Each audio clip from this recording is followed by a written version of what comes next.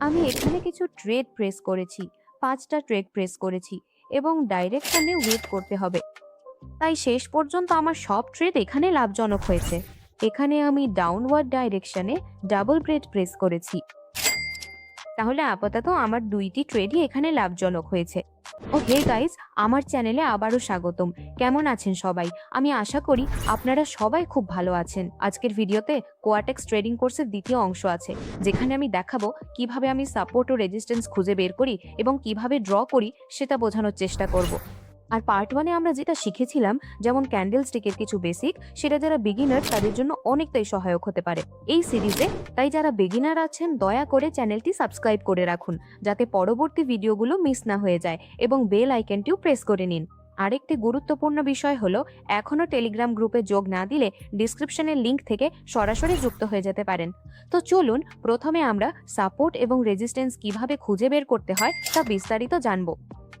Support এবং resistance কেন ব্যবহার করা হয় তা দেখুন। সাপোর্ট সেখানে থাকে যেখানে অনেক বায়ার থাকে, আর রেজিস্ট্যান্স সেখানে থাকে যেখানে সেলাররা থাকে। এগুলো আমরা কিভাবে খুঁজে বের করি? আমি আগের যে ভিডিও বানিয়েছিলাম তাতে বোঝানো হয়েছিল যে যেখানে বায়ার বেশি থাকে সেখানে সবুজ ক্যান্ডেল তৈরি হয়, আর যেখানে সেলাররা থাকে সেখানে লাল ক্যান্ডেল তৈরি হয়। তাহলে এইভাবে আমরা এটাকে আইডেন্টিফাই করতে পারি। ঠিক আছে, এরপর লং উইক খুঁজে বের করতে হবে। লং উইকের ভিত্তিতে সেখানে লেভেল আঁকতে হবে, আর ওই লেভেলগুলোতে জোন তৈরি করতে হবে। তো আমরা লাইভ চার্টে দেখব এটা কিভাবে কাজ করে। চলুন তাহলে লাইভ চার্টে যাই, এবং এখানে আমি আগে কিছু প্রো রেজিস্ট্যান্স বসিয়ে রেখেছি। আমি এখানে 5টি ট্রেড ওপেন করেছি, কারণ নিচের দিকে শক্তিশালী সাপোর্ট লেভেল আছে। আগেও এখান থেকে মার্কেট বুলিশ ছিল, তাই আবারও বুলিশ মুভমেন্ট বজায় থাকতে পারে। রেজিস্ট্যান্স লেভেল পর্যন্ত না পৌঁছানো পর্যন্ত মার্কেট বুলিশ থাকবে। ওপরে আমি যে লেভেল বসিয়েছি সেখানে পর্যন্ত না পৌঁছানো পর্যন্ত মার্কেটের মুভমেন্ট বুলিশ থাকার চেষ্টা করবে। এখন এমনটা জরুরি না যে মার্কেট এখানে শুধু সবুজ সবুজ সবুজ ক্যান্ডেলই তৈরি করবে। মাঝে মাঝেও কিছু লাল ক্যান্ডেল তৈরি হতে পারে, কিছু chart pattern, candle stick pattern এবং রিট্রেসমেন্ট ক্যান্ডেলের কারণে, যা মার্কেটকে স্থিতিশীলতা দেয়। বাকি এক্স্যাক্ট সাপোর্ট এবং এক্স্যাক্ট রেজিস্ট্যান্স লেভেলে বায়ারদের এক্সট্রিম ভলিউম থাকে এবং সেলারদেরও। তাই সেই জায়গা এবং সময়ের জন্য অপেক্ষা করতে হবে, তারপরই এখানে সঠিক জায়গায় এন্ট্রি নেওয়া যেতে পারে। বাকি আমি এখন লাইভ চার্টে দেখাবো কোথায় কিভাবে এন্ট্রির জন্য অপেক্ষা করতে হবে। তো অবশেষে আমার সব ট্রেডই এখানে লাভজনক হয়েছে। এখানে বেশ ভালো সবুজ ক্যান্ডেল তৈরি হয়েছে। তাই এখানে আমি দেখব কিভাবে সাপোর্ট আর রেজিস্ট্যান্স খুঁজে বের করতে হয়। এটা কিভাবে হয়, কোন চার্টে আমরা সাপোর্ট ও রেজিস্ট্যান্স খুঁজে পেতে পারি। আর আগে থেকেই আমি আপনাদের একটা বিষয় জানিয়ে দিচ্ছি, এখানে কোনো একটি ক্যান্ডেল হয়তো আমাদের বিপরীতে যেতেই পারে, কিন্তু সাপোর্ট ও রেজিস্ট্যান্স বসানোর সময় আমরা শুধু একটি ক্যান্ডেল না দেখে বরং পুরো মার্কেটের গতি প্রকৃতি ভালোভাবে দেখি। তাই আমি এখানে মার্কেটের মুভমেন্ট বেয়ারিশ না বুলিশ থাকবে তা দেখব। ঠিক আছে, আপাতত আমি এখানে চার্ট বদলে নিচ্ছি।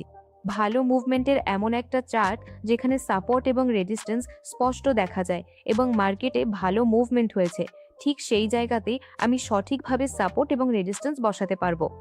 এখানে একটু সাইডওয়েজ চলছে, কিন্তু আমি এখানে হরাইজন্টাল লাইনের সাহায্যে সাপোর্ট রেজিস্ট্যান্স বসানোর চেষ্টা করব। হতে পারে আমি এখানে কিছু খুঁজে পাই। উপরের দিকে যে রেজিস্ট্যান্স লেভেল আছে সেখানে আমি একটা লেভেল বসিয়ে দিলাম। ওকে, আর মার্কেটের মুভমেন্ট অন্তত সেখানে পর্যন্ত তো যাওয়া উচিত। কিন্তু যদি এখানে আমাকে কোনো সুযোগ না মেলে তাহলে আমি ট্রেড প্লেস করব না, কারণ আমার মনে হচ্ছে এটা সাইডওয়েজ চার্ট। তাই এখন আপাতত এখানে ট্রেডিং এড়িয়ে চলা উচিত, এবং নিচের দিকে আমি সাপোর্ট লেভেল বসিয়ে দিয়েছি। এইভাবে রেজিস্ট্যান্স এবং সাপোর্ট লেভেল বসানো হয়। যেখানে মার্কেট নিচের দিকে যায় সেখানে ভাইরাল অ্যাক্টিভ হয়, সেখানে সাপোর্ট লেভেল থাকে। আর ওপরে যেখানে গিয়ে মার্কেট থেমে যায় এবং সেখান থেকে আবার রিভার্স হতে শুরু করে, সেটাই আমাদের রেজিস্ট্যান্স লেভেল হয়। যারা বিগিনার তাদের একটু বিস্তারিতভাবে বোঝাতে হবে, তাই বিশেষভাবে এই ভিডিওটা বিগিনারদের জন্যই। তাই আমি আবার চার্ট চেঞ্জ করে দেখছি। এখানে যদি আমি এমন কোনো মুভমেন্ট দেখি তাহলে অবশ্যই আপনাদের জানাবো। আর খেয়াল রাখবেন, সাইডওয়েজ চার্ট হলে সেটা একটু এড়িয়ে চলাই ভালো, কারণ সাইডওয়েজ চার্টের জন্য কিছু নির্দিষ্ট স্ট্র্যাটেজি আর ইন্ডিকেটর থাকে, সেগুলোরই তখন ব্যবহার হয়। না হলে আমরা এখানে এক অ্যাক্সেলারেশন এবং ডিঅ্যাক্সেলারেশন চার্ট দেখি, তাহলে এখানে মার্কেটের মুভমেন্ট কেমন হচ্ছে সেটা দেখা যায়। মার্কেট এখানে একটু ডাউনফলে আসতে শুরু করেছে, তো এখানে আমরা কি করতে পারি? আমরা কিছুই করতে পারি না, শুধু চার্ট চেঞ্জ করে দেখব। কারণ দেখুন, ওপরের দিকে একটা লম্বা উইক দেখা যাচ্ছে, তাই আমি এখানে একটা হরিজন্টাল লাইন নেব। হরিজন্টাল লাইনটা এইভাবে বসিয়ে দেব। ওকে, আমি আগেও বলেছিলাম আমরা জোন তৈরি করি, সাপোর্ট জোন এবং রেজিস্ট্যান্স জোন, তাই সেইভাবেই আমি এখানে জোন তৈরি করার চেষ্টা করছি। চলুন, আমি এখানে প্রথমে ট্রেড দিচ্ছি। আমি ডাউন ডাইরেকশনে ট্রেড প্লেস করেছি এবং আগের ক্যান্ডেলের যে লম্বা উইক তৈরি হয়েছে সেটা ইঙ্গিত দিচ্ছে যে এখানে সেলিং প্রেশার হতে পারে, মার্কেটের মুভমেন্ট এখানে ডাউনওয়ার্ড থাকতে পারে, তাই এই কারণেই ডাউনওয়ার্ড ডাইরেকশনে ট্রেড প্লেস করেছি। আর একটা গুরুত্বপূর্ণ বিষয় আমি আপনাদের জানিয়ে দিই, আমি কোনো ফাইন্যান্সিয়াল অ্যাডভাইজার নই। কোনো ট্রেড প্লেস করার আগে অবশ্যই নিজের রিসার্চ করুন, কারণ ট্রেডিং, বিশেষ করে বাইনারি ট্রেডিং, খুবই ঝুঁকিপূর্ণ। এখানে প্রফিটও হতে পারে কিন্তু লসও খুব সহজেই হতে পারে। তাই আপনি যদি বিগিনার হন তাহলে অবশ্যই মানি ম্যানেজমেন্টের দিকে খুব বেশি খেয়াল রাখুন। আপনার অ্যাকাউন্টে যত টাকা আছে তার 1 থেকে 2% বেশি ব্যবহার করবেন না শুরুতে, কারণ শুরুতে লোভ অনেক বেশি থাকে, মনে হয় খুব তাড়াতাড়ি ধনী হয়ে যাব, কিন্তু এটা এত সহজ নয়। আর লোভ, এর কারণেই আমরা ওভার ট্রেডিং করি এবং তারপর আমাদের লসও হয়। একবার যদি লস শুরু হয় সেটা বাড়তেই থাকে আর সেটা রিকভার করা কঠিন হয়ে যায়। তো এই ট্রেডটা আমার এখানে লসে গেছে, তাই আমি এখানে ডাবল ট্রেড করব। কারণ আসলে মার্কেটের মুভমেন্ট তো এখন পুরোপুরি ডাউনওয়ার্ড হওয়া উচিত, কিন্তু এখন আমাকে এখানে একটু অপেক্ষা করতে হবে। এখানে ডোজি টাইপ ক্যান্ডেল তৈরি হয়েছে, তাই আমি এখানে চার্ট চেঞ্জ করে দেখে নিচ্ছি। তাই কোথাও ভালো সুযোগ পেলে সেখানে আমি সেটা রিকভার করার চেষ্টা করব, কারণ এটা জরুরি নয় যে এক চার্টে ট্রেডে লস হয়েছে মানেই সেই চার্টেই সেটা রিকভার করতে হবে। এখানে ওপরের দিকে উইক তৈরি হয়েছে, নিচের দিকে সাপোর্ট লেভেল আছে, এখানে একটা লং উইকও আছে যা সাপোর্ট লেভেলকে নির্দেশ করছে। এইভাবে সাপোর্ট লেভেল আর রেজিস্ট্যান্স লেভেলের লং উইক খুঁজে বের করতে হবে, তবেই ভালো সাপোর্ট জোন আর রেজিস্ট্যান্স জোন তৈরি হতে পারে। আর একক লেভেলের সাথে সাপোর্ট রেজিস্ট্যান্স বসানো উচিত নয়, ডাবল লেভেলের সাথে সাপোর্ট রেজিস্ট্যান্স ঠিক থাকে, কারণ তখন আমরা বুঝতে পারি যে সেখানে মার্কেট কনসলিডেশনে আছে, তাই আমরা সেখানে ট্রেড এড়িয়ে যেতে পারি। এখানে আমি ডাউনওয়ার্ড ডাইরেকশনে ডাবল ব্রেড করেছি, কারণ এখানে যে ট্রেন্ড আছে সেটা বেশ ভালোভাবে ফলো হচ্ছে। এখানে মার্কেটের মুভমেন্ট বেয়ারিশ এবং সেলাররা বেশ সক্রিয়, নিচের দিকে সাপোর্ট লেভেল আছে, অন্তত মার্কেটের মুভমেন্ট এখান পর্যন্ত থাকবে, কারণ যতক্ষণ না মার্কেট তার সাপোর্ট লেভেল পর্যন্ত যায় ততক্ষণ সেখানে রিভার্সালের কোনো কনসেপ্ট আসে না। আর যদি সাপোর্ট লেভেল পর্যন্ত পৌঁছেও যায়, তারপরও যদি এক্সট্রিমলি ভাইরাল বা সেলাররা সক্রিয় থাকে, তাহলে সেখানে ব্রেকআউটও হতে পারে। এই যে কনসেপ্টগুলো আপনি শুনছেন, ব্রেকআউট, রিভার্সাল, এগুলো হয়তো আপনি বিগিনার হলে বুঝতে পারছেন না, কিন্তু পরবর্তী ভিডিওগুলোতে আমি এই সব কনসেপ্ট পরিষ্কার করার চেষ্টা করব, যাতে আপনার কোনো সন্দেহ না থাকে। ওপরের দিকে আমি রেজিস্ট্যান্স লেভেল বসিয়ে দিয়েছি এবং মার্কেটের মুভমেন্ট বেয়ারিশ। এখানে বেশ ভালো সলিড লাল ক্যান্ডেল তৈরি হচ্ছে এবং যেমনটা আমি বলেছিলাম মার্কেট সাপোর্ট লেভেল পর্যন্ত যাবে, তারপর এখানে রিভার্সাল হতে পারে, ঠিক এই কথাটাই এখানে বলা হচ্ছে।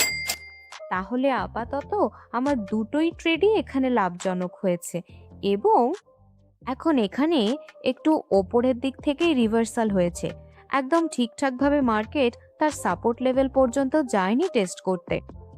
হতে পারে মাঝখানে একটা সবুজ ক্যান্ডেল তৈরি হয়ে যায়, আর হতে পারে লাল ক্যান্ডেলই ডাউনওয়ার্ড মুভ করে। চলুন আমরা চার্ট বদলে দেখি, এখানে আরও চার্ট আছে, আরও পেয়ার আছে যেগুলোকে ভালো সুযোগ খুঁজে পেতে পারি আমি। এখানে মার্কেটে বেশ ভালো বুলিশ মুভমেন্ট হচ্ছে, তাই আমি এই চার্টটা একটু বড় করব, আর যতক্ষণ না আমি লম্বা উইক দেখতে পাই ততক্ষণ আমার কোথাও ট্রেড প্লেস করতে নিশ্চিত মনে হয় না। তো এখানেই লম্বা উইক তৈরি হয়েছে, এখানে দেখুন সেলিং প্রেশার দেখা যাচ্ছে এবং ডাবল ক্যান্ডেল এখানে ডাউনওয়ার্ড ডিরেকশনে তৈরি হচ্ছে, তাই এখানে আমি একটা হরিজন্টাল লাইন নেব। হরিজন্টাল লাইনটা পরে দেব, আগে এখানে ডাউনওয়ার্ডের জন্য ট্রেড প্লেস করব। আমি এখানে $300 ডাউনওয়ার্ড ট্রেড প্লেস করেছি। আর একটা কনসেপ্ট আছে, 3 ক্যান্ডেল স্ট্র্যাটেজি। যে কোনো জায়গায় যদি সাপোর্ট লেভেল বা রেজিস্ট্যান্স লেভেল থাকে তাহলে অন্তত পক্ষে সেখান থেকে 3টে ক্যান্ডেল, ওগুলো সবুজ বা লাল অবশ্যই তৈরি হয়, আর চতুর্থ ক্যান্ডেলের রিভার্সাল হয়। এটা আমি নিজে এক্সপিরিয়েন্স করেছি, তাই শেয়ার করছি। বাকি আপনি যদি বিগিনার হন তাহলে এটা ট্রাই করতেই হবে এমন নয়, এটা আমি আমার পার্সোনাল এক্সপিরিয়েন্স বলছি। ওকে, আপাতত আমাকে এখানে অপেক্ষা করতে হবে। এবং ওপরের দিকে দেখুন, আমি ডাবল লেভেলের সাথে ওই উইকটা কভার করেছি, এতে একটা জোন তৈরি হয়ে যায়। এখন আমরা কেন এই জোনে ট্রেড এড়িয়ে চলি? কারণ সেখানে কনসলিডেশন হয়। আর কনসলিডেশন কেন হয়? কারণ আপনি নিজেই দেখুন, সেখানে উইক আছে, মার্কেট ওপরে গেছে মানে বায়াররা অ্যাক্টিভ ছিল, মার্কেট নিচে এসেছে মানে সেলাররা এখানে অ্যাক্টিভ ছিল। তাই সেখানে মার্কেট কনফিউশনে থাকে, আর আমার এই ট্রেডটা মনে হচ্ছে লসে যাচ্ছে। ঠিক আছে, এখানে আমি ডবল ট্রেস করেছি ডাউন ডিরেকশনে, কারণ আমি আগেই বলেছিলাম যে নির্দিষ্ট একটা ক্যান্ডেলকে ডিসাইড করা একটু কঠিন হয়, তাই পুরো মার্কেটটা দেখা ভালো হয়। তাই আমি বেশিরভাগ সময় সাপোর্ট রেজিস্ট্যান্স স্ট্র্যাটেজিতে পুরো মার্কেটটাই দেখি। যেমন ওপরে রেজিস্ট্যান্স লেভেল থাকলে পুরো মার্কেট ডাউনওয়ার্ড যেতে পারে, আর যদি সাপোর্ট লেভেল থাকে তাহলে পুরো মার্কেট বুলিশ হতে পারে। এইভাবেই দেখা উচিত, এবং এটা তখনই সম্ভব যখন একটু অভিজ্ঞতা থাকে, একটু প্রাইস অ্যাকশনের জ্ঞান থাকে, কিছু ক্যান্ডেলস্টিক সাইকোলজি আর কিছু চার্ট প্যাটার্ন জানা থাকে, তখন এই জিনিসগুলো প্রয়োগ করা যায়। এখন আপাতত আমার উদ্দেশ্য হলো সাপোর্ট রেজিস্ট্যান্স কিভাবে বসাতে হয় সেটা বোঝানো। আমি এই ভিডিওতে সেটা বোঝানোর চেষ্টা করেছি। ঠিক আছে, এখানে মার্কেটের মুভমেন্ট বেশ ভালো হচ্ছে, ডাউনওয়ার্ড ডাইরেকশনে এখানে বেশ ভালোভাবে লাল ক্যান্ডেল তৈরি হচ্ছে। তাই আমি একটু অপেক্ষা করি, এবং অবশেষে আমার এই দুটি ট্রেডই লাভজনক হয়নি। ঠিক আছে, তো গাইজ, এখন ব্যাপারটা দেখতে বেশ ভালোই হয়েছে। সাপোর্ট এবং রেজিস্ট্যান্স সেশনের জন্য আমার মনে হয় আজকের জন্য আমার ট্রেডের সংখ্যা সম্পূর্ণ হয়ে গেছে। আমি আগেও বিশেষভাবে বলেছি, আমি আগের ভিডিওতেও বলেছি, আমার এক দিনের ট্রেডের সংখ্যা নির্দিষ্ট থাকে। আমি দিনে 4 থেকে 5টা ট্রেডই করি, কারণ যদি আমি তার চেয়ে বেশি করি তাহলে সেটা ওভার ট্রেডিং হয়ে যাবে। যদি ওভার ট্রেডিং হয় তাহলে সেখানে আমার ক্ষতিও হতে পারে। তাই ওভার ট্রেডিং এড়ানোর জন্য আমি আমার ট্রেডের সংখ্যা নির্দিষ্ট রাখি। যদি আমার ওই ট্রেডগুলোর মধ্যে কোনোটা লস হয় তাহলে আমি সেই দিনেই সেটা রিকভার করার চেষ্টা করি না, আমি চেষ্টা করি পরের দিন সেটা রিকভার করতে। কারণ অনেক সময় আমাদের মানসিকতা হয়তো মার্কেটের মানসিকতার সাথে মেলে না, তখন ওই দিন লস হতে পারে। তাই তখন ট্রেডিং এড়িয়ে চলা উচিত। যদি কোনো ট্রেড আমার লসে থাকে, এটা আমার ব্যক্তিগত মতামত, আমি নিজের ওপর এটা প্রয়োগ করেছি এবং এরপর থেকে এখানে লাভজনক থাকতে পেরেছি, তাই সেই অভিজ্ঞতাতেই ভাগ করে নিচ্ছি। এখানে ইতিমধ্যেই ডাবল বটম প্যাটার্ন তৈরি হচ্ছে, আগেও এখান থেকে মার্কেট পুলিশ ছিল, তাই আমি এখানে চার্টটি পরিবর্তন করার চেষ্টা করব। তাহলে আমাকে এখানে ইউএসডি জেপিওয়াই একটু দেখতে হবে, কিন্তু এখানে চার্টটা খুবই খারাপ চলছে। আর ইউএসডি পিএইচপিতে কেমন চার্ট চলছে সেটা দেখি। এখানে চার্টটা বেশ সাইডওয়ে চলছে, তাই আমি এই চার্টটাকেও এড়িয়ে চলিব। এখানে আবার চার্ট পরিবর্তন করব, ইউরো জেপিওয়াই দেখে নিই এখানে মার্কেটের মুভমেন্ট কেমন হচ্ছে। আমার মনে হয় একটু নেটওয়ার্ক সমস্যা হচ্ছে, তাই একটু লোডিং হচ্ছে। এখানেও একটু ডাউনফল আছে, তাই আমি এখানে 1 ঘন্টা ডাইরেকশনে ট্রেস করেছি, কারণ আগের ক্যান্ডেলটা ডোজি টাইপের হয়েছে। ডোজি হওয়ার মানে হচ্ছে সেখানে সেলাররা পুরোপুরি ক্লান্ত হয়ে গেছে, সেখানে আর লাল ক্যান্ডেল তৈরি হচ্ছে না। আমার মনে হয় আমার ট্রেড এখানে প্লেস হয়েছে, নাকি কিছু একটা হয়েছে।